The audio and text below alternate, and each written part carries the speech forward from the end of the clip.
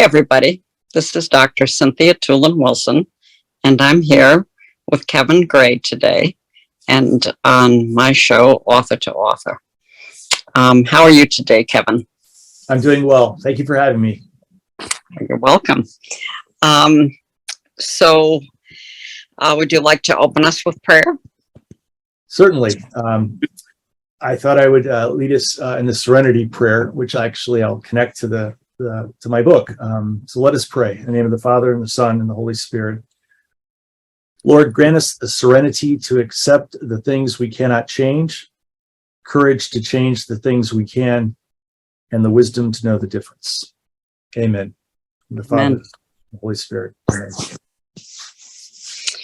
Truer words were never spoken. Yeah.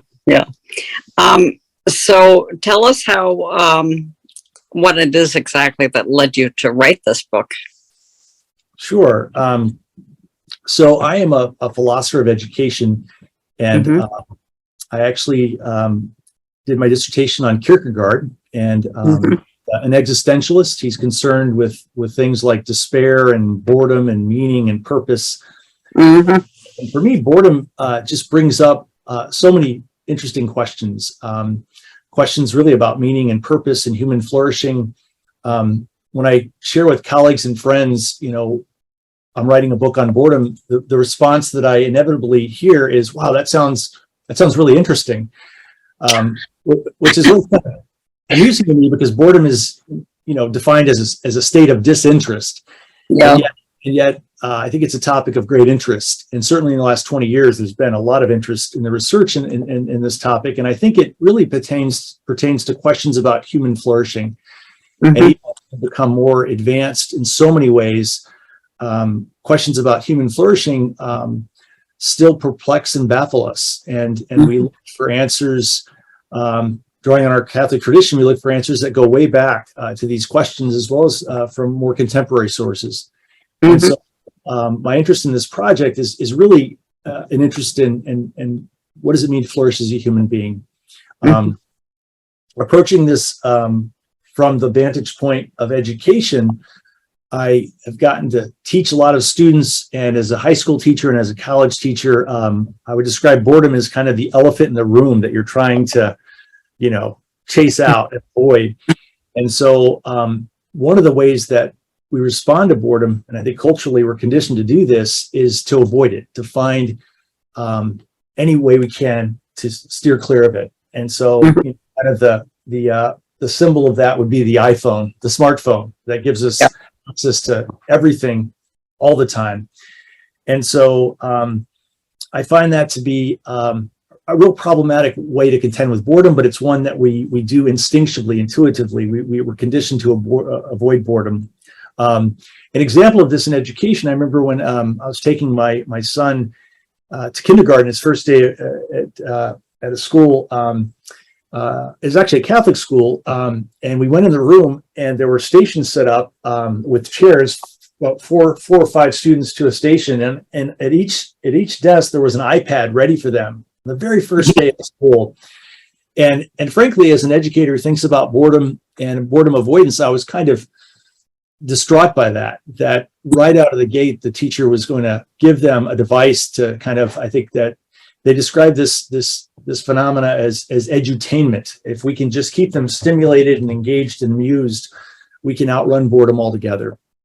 And this sets up a lot of problems later in life, not just later, but even presently, because a lot of the ways we avoid boredom are very problematic. Some of them are frittering time away on things that are perhaps not as meaningful as when we think about our better self, playing Scrabble for 3 hours or solitaire on our computer or gaming may not be what our better self is calling us to. So boredom avoidance has subtler infractions, but it also leads to all kinds of even more problematic behaviors. You think of overeating, gambling, addiction, all kinds of problems. Student misconduct are linked to boredom avoidance. So it's just this problem that's rife in schools, and students report rates of boredom continue to be quite high, especially in the upper grades. in spite of the fact that we have all of this this technology to engage and stimulate us. And so on the one hand, you've got boredom avoidance. The other response that I see to boredom is I would describe it as kind of boredom endurance, where you're conditioned to just accept boredom as a fact of life. And so I'm thinking of sort of the grown-up, telling a child who says, I'm bored, we'll get used to it. Life is boring, and there are going to be boring parts of your job, and you just need to learn to deal with it. Mm-hmm. And I describe that as kind of a resignation. And I'm always amazed, in visiting lots of classrooms. I'd be in classrooms and just as an adult with some internal resources, I'm like, wow, this is so boring to me right now. I'm just having a hard time sitting still here. And I'm always amazed. Oftentimes the students just seem to be so compliant and docile. And I'm almost wanting them to start a revolution or create some kind of, disturbance. Yeah. But I think this is the other kind of, these two different responses, avoidance and endurance. This endurance, or this sort of accepting it, they become conditioned to just expect less and to accept situations that are tedious in ways that are not engaging, not meaningful. And so what I think is needed is stepping back from both of those responses, either avoidance or resignation, and really acquiring some practical wisdom about how to address this mood state. And there are occasions when challenging boredom is entirely appropriate. You think about someone who's talking and monologuing ad nauseum at you, asking a question, interrupting them, even being direct and say, you've been talking a long time here. Can I get a word in? And so learning how to engage with boredom. And there are other times when you do need to just push through this uncomfortable mood state, because, getting good at anything, you think about learning a language, learning an instrument, requires being able to contend with these lulls, these boring, dull points, to get proficient at something. And so acquiring a relationship with boredom requires practical wisdom.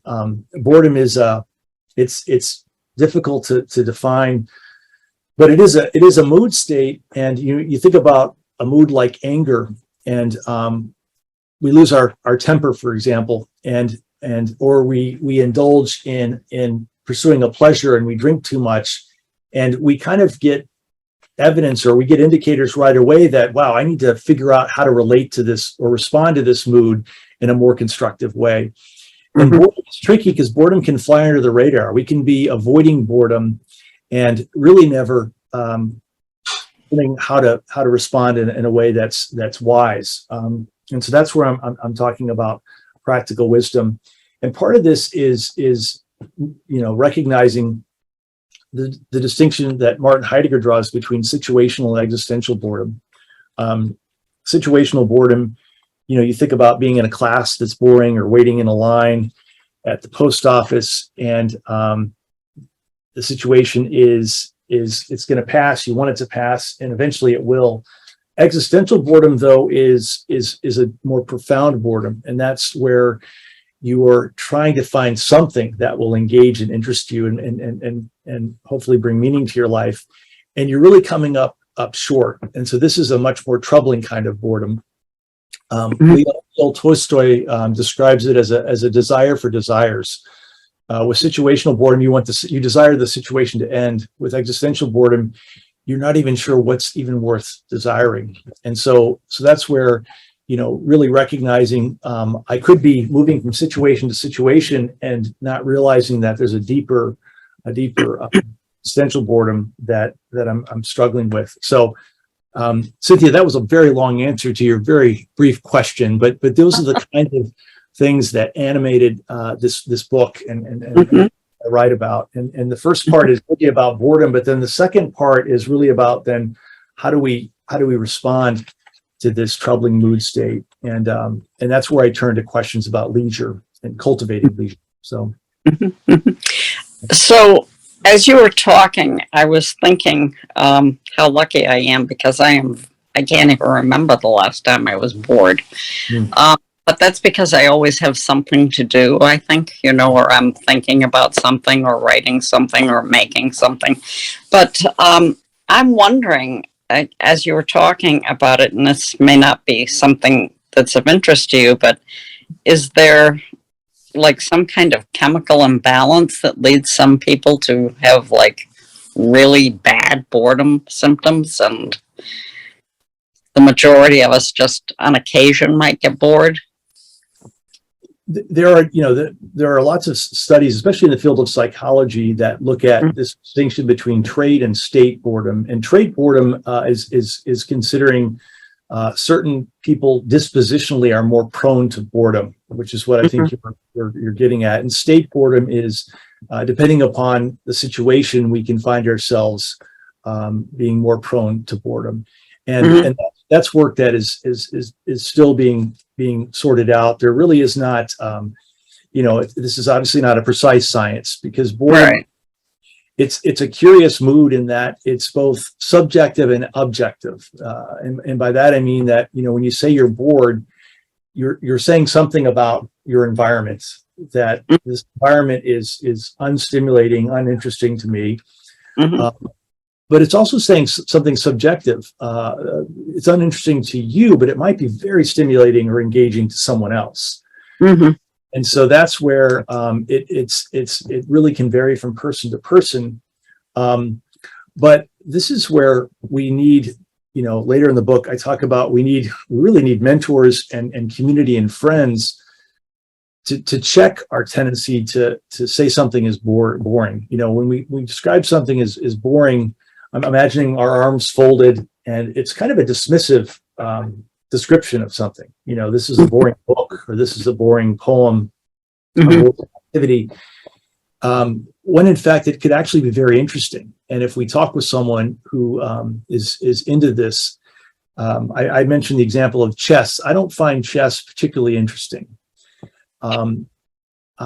But to call it boring would be dismissive, because if I were to talk to friends who are really interested in chess, they could explain to me what's going on, and I might see that there's actually a lot there to be very interested and engaged with. There's a lot of, even drama in the game of chess. And so boredom is this subjective, objective mood that tells us something about the world, but also tells us something about ourselves.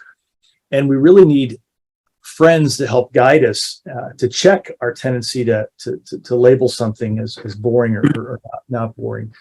But in terms of the actual science of we do know that some folks that struggle with attention, and some of that is biochemical, does make them more prone to being bored. And the problem with the bored mind is, this is drawing on Aquinas, it tends to be kind of a roving mind. It's looking for some novel stimuli. It's just not satisfied with what's in front of it.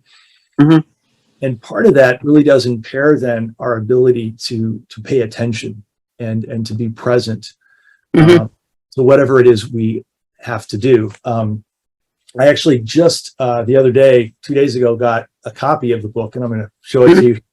Yeah.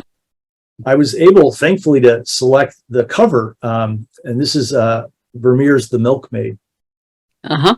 What I love about Vermeer's work is there's a contemplative focus to the work, and so everything in this painting draws you to this activity of pouring milk, and there's a presence there, and you see her eyes, and even the way her arms are drawn to the picture. Everything sort of focuses the attention. And so one of the key remedies for addressing the bored mind is learning to cultivate attention anew. This is where our distracting technologies really do a disservice, because they set us up to just constantly be distracted. I see this with my students all the time. And one of the things I've created in my classroom is I've asked them to opt out of using their phones altogether. And so I actually give them an extra point at the end of the semester on their overall grade if they turn their phone off and put it in a box in the corner of the room. And really, that's just to check our tendency to to be distracted from distraction by distraction, to quote T.S. Eliot. We just, and that's really the bored. The bored mind is a distractible mind that's constantly roving around for some new stimuli.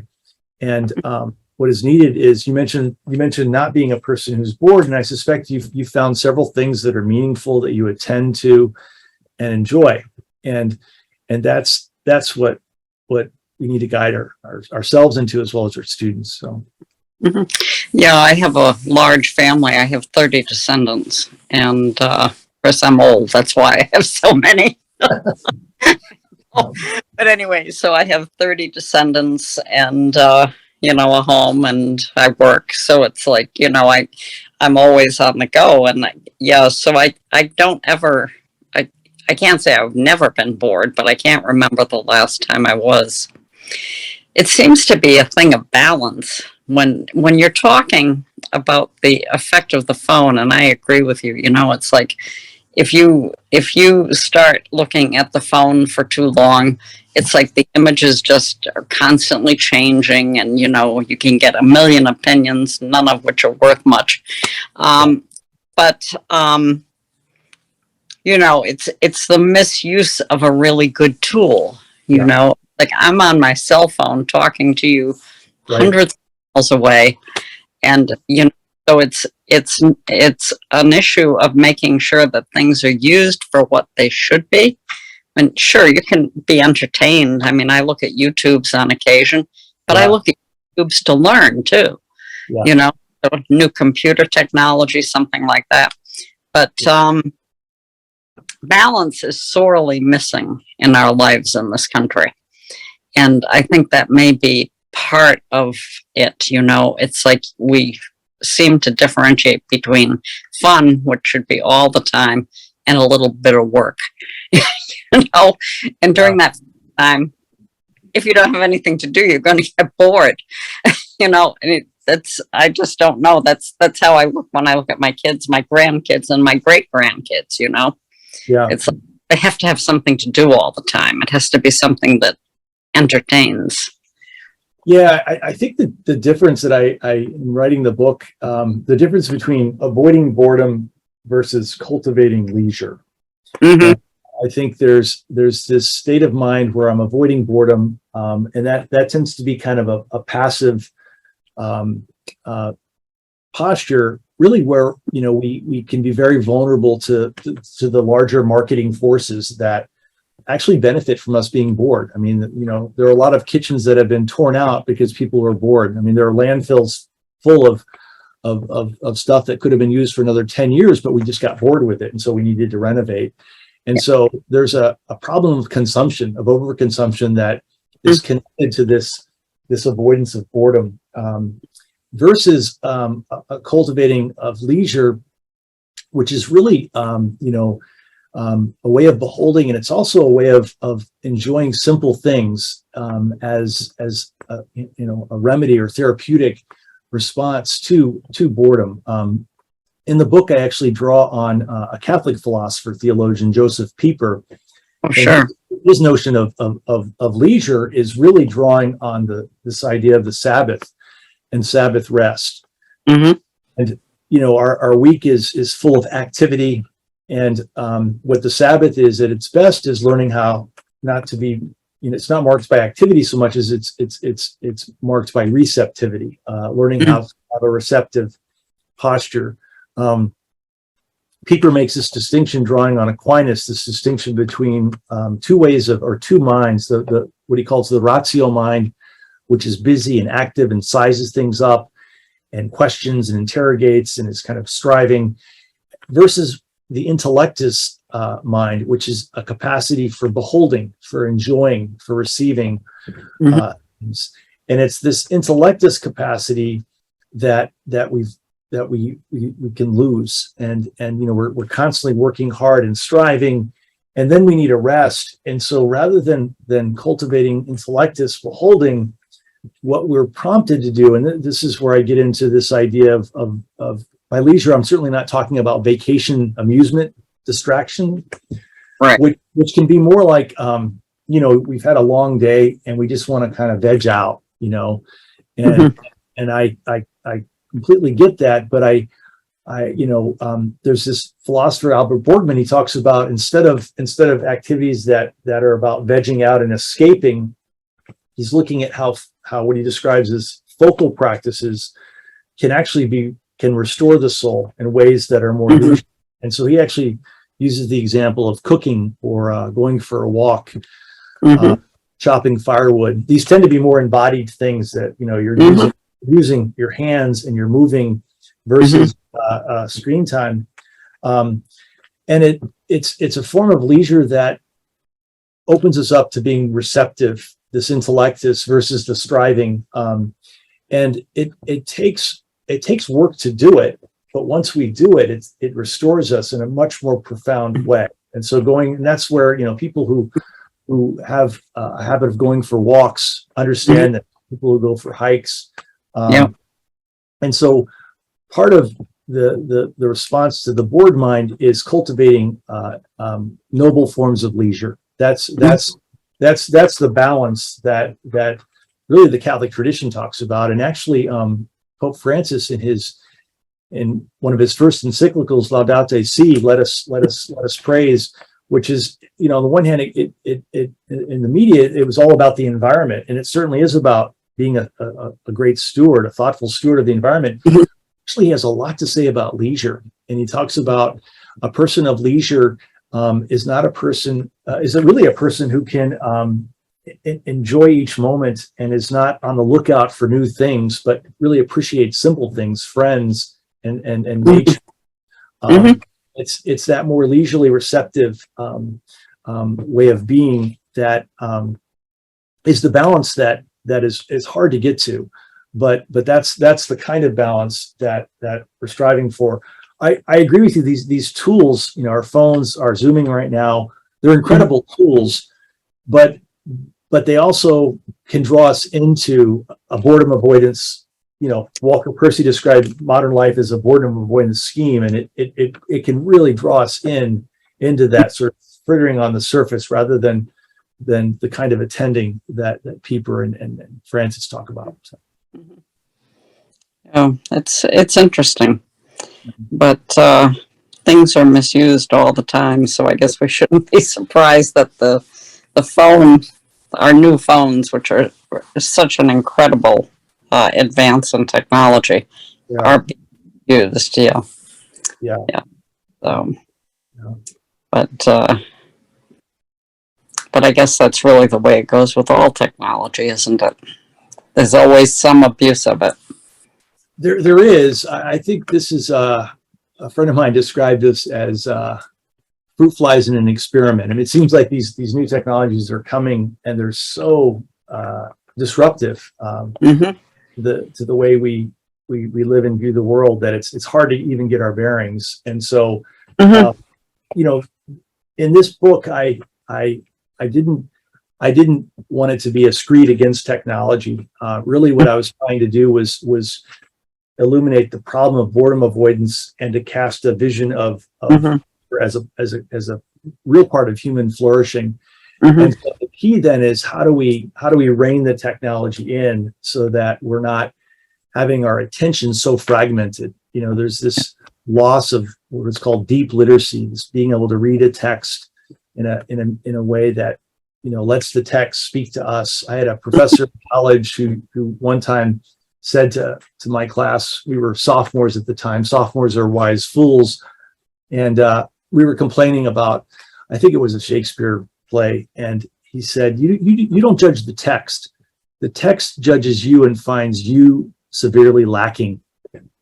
And I always loved that quote. I mean, at the time I was quite annoyed by it, but it really pointed to there's something here worth listening to, and it may appear boring, but you need to sit with this. You need to push through this boring state and find that there's something of intrinsic value here. And that's really what that's the kind of the seeds of leisure. There's a great quote by G.K. Chesterton. Anything worth doing is worth doing poorly. And one of the ways to think about leisure is to think about becoming really good at a sport or a language or an instrument.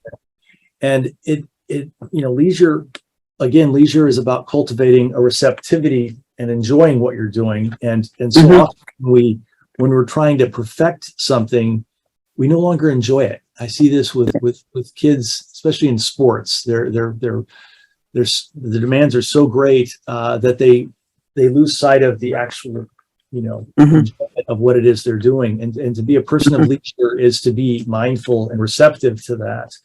And so even if you're doing it poorly, even if, I like to play tennis, even though I play tennis poorly, or even though I bake bread poorly, I enjoy it. I enjoy the process and the activity, and you're trying to recognize that while it's happening is really, that's the kind of spirit of leisure that it's quite delicate and fragile. And really what we're talking about are really the,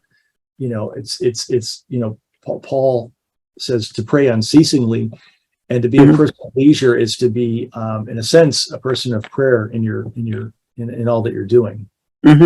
So,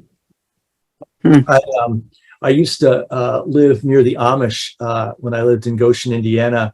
So the report is that, the Amish are anti-technology, and my colleague who's a Mennonite said, no, they're not anti-technology. They're actually just very thoughtful about technology. Have a rich community life, and whenever there's a new technology, the question they ask is, how is this going to change our community life together?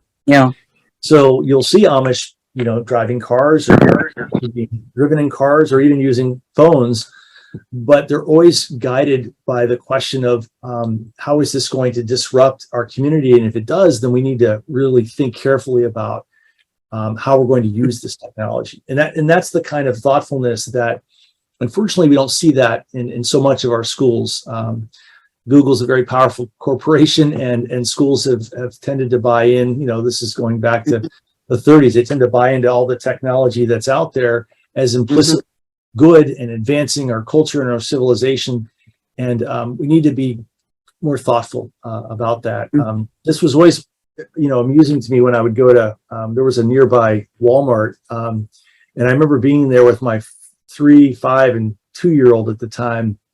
And you'd see Amish families, and it was always striking, when you get up the checkout line, Walmart has this incredible display of color and candy and treats and trinkets, and they're all at about 2 to 3 foot high. So it's perfectly designed for children to have a meltdown, demanding that their parents get them this or that. And it's really quite diabolical as a parent. I'm furious. Why have they created this situation where we're waiting in the line and my kids are getting bored, and their response to boredom is, I'm going to grab candy or this toy.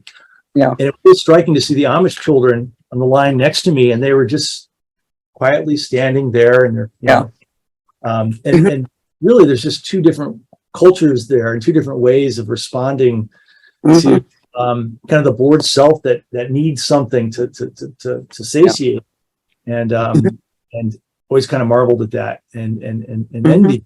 And I would try to bring some Amish wisdom into my home, not always, somewhat short-lived, but remember removing tech, would have weekends where there'd be no tech, no screens. And I was always amazed at, as soon as I did that, the kids would start building forts, they'd start doing experiments. And so there's an activation of the imagination that can happen when you remove all this super stimuli and narrow down the options. So. Yeah, I think that's true. Yeah. So it's interesting to see. I mean, where you have technology, the problem isn't just the technology, it's the profit that it's generating. Yes. And so there always has to be something new that's, may not actually be all that new, but it has enough of a change in it that people want it. So there's always that profit motive. Yeah. Excuse me. And, people want the latest. I drive a car that's like 12 years old. My feeling is it still goes. Now it stops going. I will buy a new car because that should last me for the rest of my life. But but people always want something new, so it's not, and I think that the kind of technology you're talking about, what it is that it does draw people away into that isolation of looking at a screen, and they're getting better and better at it. They are, and I mean, the algorithms that track our clicks and our appetites, and then present things to us. I mean, that's something that we're all having to contend with. It's interesting, though. A century ago, the national report is called the Cardinal Principles Report of 1918, cast a vision for secondary education, and it had 7 objectives. These are the 7 kind of goals that we should aim for as we educate our students in high school. And one of the objectives was the cultivation of leisure. Mm-hmm. And by leisure, they really were connecting to this greater tradition of Sabbath wisdom, of learning to enjoy things, and to enjoy it in a way that didn't require overconsumption. Or even, plans for the curriculum and leisure directors to be in schools and it wasn't just leisure in our, you think of like sort of the hobbies of art and music. It was also, how do you do math and science with the spirit of leisure?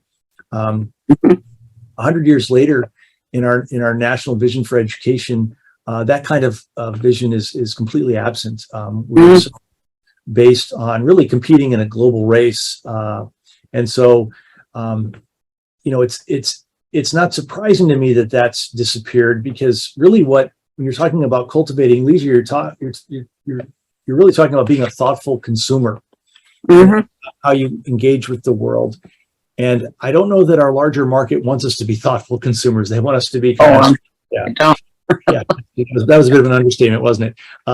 I think they want us to be kind of automated and, being able to, and of course, I love to, click on an Amazon book and have it in 2 days, but it does counter against a spirit of leisure that enjoys simple things, as Pope Francis directs us to. It does exacerbate kind of our boredom avoidance tendencies that are deeply problematic. Sort of like anticipating the book arriving in the mail, as opposed to just getting it with the ability to read it on the screen, so yeah. It's interesting that you mentioned that by looking at by studying the clicks that we make on the computer, that we are offered things we'll enjoy. I just noticed that maybe a few months ago. I crochet every night, and I kiddingly tell people I crochet because murder is wrong, but anyway, so I'll be crocheting along, and I routinely will look at the places that sell crocheting in case it's a different kind of yarn I'd like to try. I give a lot of the stuff away. And then one day I realized, when Mary Maxim and another place I buy yarn from both said, based on your previous shopping experiences. Yeah. And I thought, they're tracking me. That's scary. Yes. It's not scary for yarn, but it's scary that technology actually exists out there. It's really bizarre. Yeah. Well, I love the example of crocheting, because I have to confess, Cynthia, that it's 20 years ago, I would have looked at that and thought, oh my gosh, that looks so boring. and now I see that and I think, no, actually that's a focal practice. That is something that is very, very, it's not simple. I mean, I would do horrible at it, but it requires a focus and attention, and there's a simplicity to it in terms of the materials and your attention to the yarn, and the attention at which you're doing anything, and even the patterns, and just sort of the repetition of it. I think about when you think about cooking, peeling potatoes, the repetition and entering into that is quite centering, and that's really developing a focal attention. hmm Yeah, it's very calming. And I've managed, my husband and he picks out the yarn, he picks out the patterns, and then he rolls the yarn. So it's like this group thing or pair thing going between the two of us. And so even though I'm the one sitting with the crochet hook, it's like it really is something that we do together, So it's an interesting thing, Yeah. Interesting. Yeah. No, it's I was invited by a friend of mine a few years ago to go birding with him. Mm-hmm. Again, I grew up learning how to avoid boredom. I was conditioned to that in my family. And my first thought was, oh my gosh, that sounds really boring, staring at birds for 3 hours. Mm-hmm. Again, I think, the bored mind can be arrogant and dismissive. And I know I'm wrong that, to enter into birding is to be in nature. It's to be walking. It's to be seeing. It's to be attending to things. I noticed you have portraits of birds there as I'm looking at your screen. And so it's these fundamental practices that Albert Boredom calls focal practices. They seem on the outside to be dull, but in fact there are these intrinsic goods, and if we enter into them, we can experience them. And that's what, when you think about educating young people, the hope is that they find these kinds of things that they intrinsically enjoy, not because they're trying to compete and win prizes, but because it's cultivating this noble kind of leisure. So that's true. I enjoy it enormously. I often make clothes for the 18-inch dolls, and then we'll give the doll and some outfits to somebody that doesn't have a doll or outfits, and it's like, so it's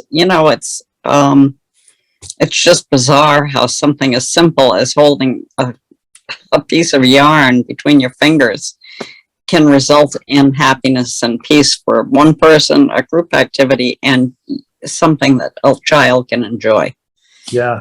It's just like your all-purpose leisure, so.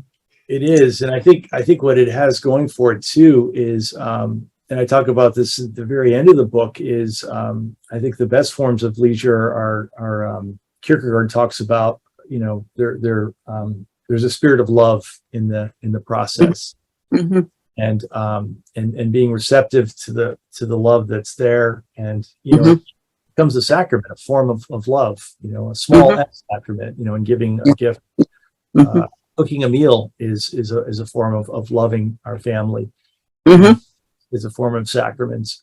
And so cultivating leisure is really just experiencing gratitude for the world we have, and for these wonderful practices that we discover. So yeah, a lot of them give us peace, and peace is something very lacking in this world right now. Yeah, and it's almost like embarrassingly simple. I mean, I think the bored mind wants things to be more complex, more novel, more interesting. And the key is actually, no, these are very straightforward, simple things that you have to enter into. And Kierkegaard talks about a holy repetition, where you're doing these things over and over, but each time you do them, going back to crocheting, you can enjoy it anew. It's like I've done that before. Each time you go for a walk and you're really present to it, you enjoy it anew. It continues to keep. And so that's also the mystery of embodied leisure. The bored mind is constantly looking for novelty, whereas the leisurely mind recognizes the value in this repetition. So yeah.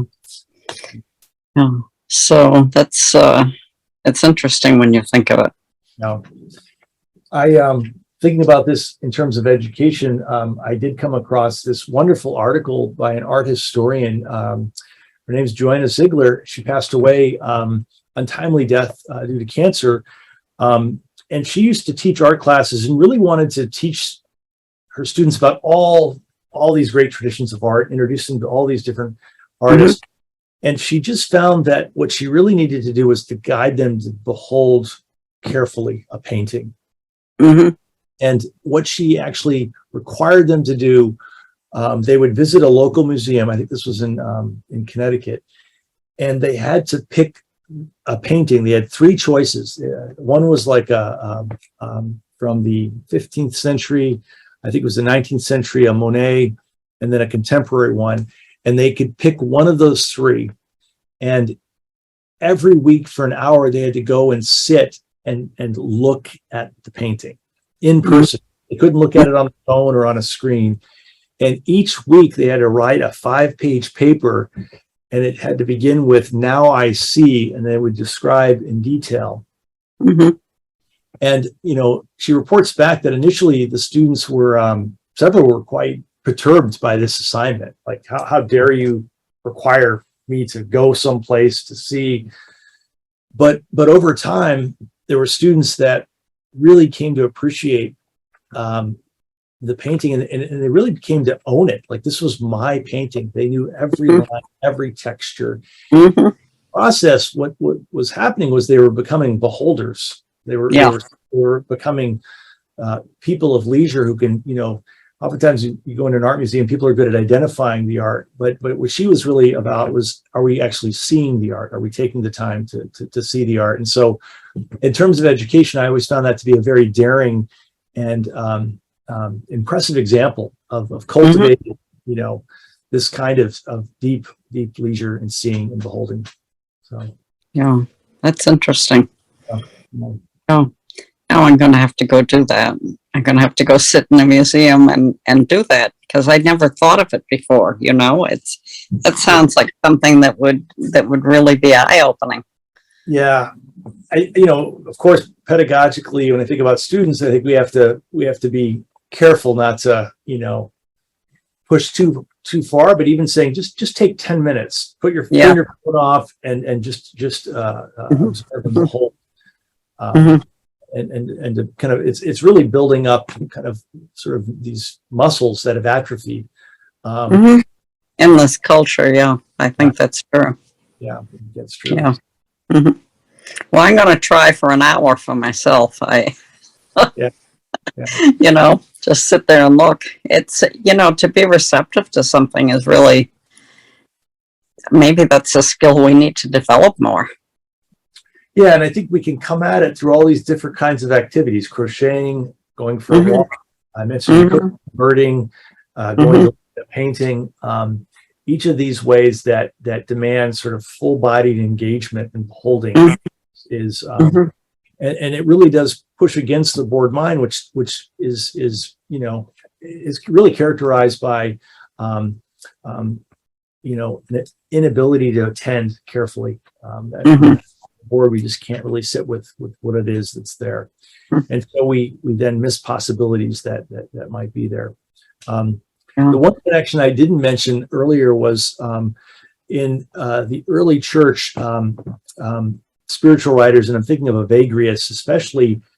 They described the ancient precursor to boredom as acedia, which sometimes gets described as the noonday devil.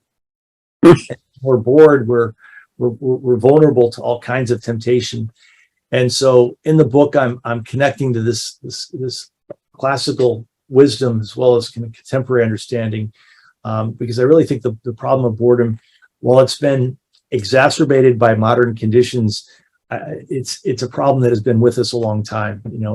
There's variants of it in Ecclesiastes where there's this sort of, what's the point of life? What's the purpose of everything? And so it really does pull a thread that draws across time, and there have been many great insights over time about it. That's interesting. In fact, that the book itself, I think if enough people read it, or if people read it, which I'm hoping they will, you could have a real impact on people especially if you're dealing with parents of young children. I never really thought of leisure. I mean, I've thought of leisure, but not in the kind of detail you're talking about. And it's really something that could aid this culture and aid young children as they grow up and teach theirs. You know, it could make people think. You know, that to me is part of the problem. So many just kind of like go through life and they don't think about things very deeply. Yeah. But you know, you've taken one word, you know, and one word and written a book about it. And I think that that's something that, you know, if people really started to think about and read, it could have a big influence on people. Yeah, my kids are really tired of me talking about boredom, as you can imagine. But it's, you know, the complaint, you know, I'm bored. There's kind of I'm bored. You need to solve this problem for me. And there's that miseducation happens where children are bored and the adults then have to helicopter in and provide you know, some kind of solution. And that's sort of the knee-jerk response that we're all prone to. I mean, we can hardly drive across the country without having everything charged up with videos. And when you and I were kids, we had long car rides and we were just to our own out the window. At the window, you know, counting which states do you see on license plates. And yes, I remember that well. So as parents, there's you know, challenging our children to find ways really to make meaning and to find these again these focal practices that can imbue their time with meaning and interest. Instead, we give them a device, and that device pretty much lays everything out for them to keep avoiding the boredom and avoiding then cultivating the kind of leisure that I'm talking about. So you know, good point. So I have to congratulate you on coming up with this. Oh, thank you, Cynthia. And I really do hope that it has some influence. Thank you. Yeah, it's good to have it done. Staring down the room is daunting. It was daunting writing. But sure. I had some great friends. A shout out to my friend Doug Yasik and Mark Jonas, and most importantly, my wife Heather Gary, who were companions helping me bring this to fruition. So that's good. Yeah, that's good. Okay, so 3 bored children, Evie, Lucas, and Gabe, who were my guinea pigs that I could do trials on. So I understand better than you believe. Anyway, so thank you very much for this. I've found it to be very interesting information. Thank you, Cynthia. Yeah, and you present very well. I mean, you know, I'm able to follow everything you said, and I think that most people can. You know, because when you don't think about something in great detail and then someone's going to talk about it for an hour, it's like, okay, I get lost here. But you're thorough and you're really organized. So I enjoy it. Oh, thank you. I've had a lot of time to think about it, so thank you so much. And I really did enjoy just delving into several. You've done a number of these, so it's great. Quite a trove of almost 200 now. I consider it my ministry because I want people to know about good Catholic literature in many genres. You know, I remember going into Barnes and Noble one day, and I was walking by the religion shelves, and it was like, "Whoa, what is this stuff?" You know, it's the antithesis of my religion. But so really, when Sebastian gave me the opportunity to do interviews, I thought this is really good because if people have an interest and they want to know something, I mean, sometimes it's children's books or it's history or it's biography, or I'm a memoirist. So, so all these different genres, but there's something that can attract people there. You know, they can say, okay, this book has kind of been vetted, so to speak. Yeah. And so I consider it a ministry. So, Yeah. yeah, almost 200. Well, I'm envious. What an amazing job you have. That's gee whiz. Yeah. It's fun. Yeah, it really is. Meet a lot of smart people, interesting people. Think about things you never would have thought of. It's great. Yeah. So, yeah. Well, if you write anything else, or if you've written something in the past that you'd like me to interview you on, just let me know. Have a wonderful evening. Thank you. You too. All right. Okay. All right. Bye-bye. Bye-bye.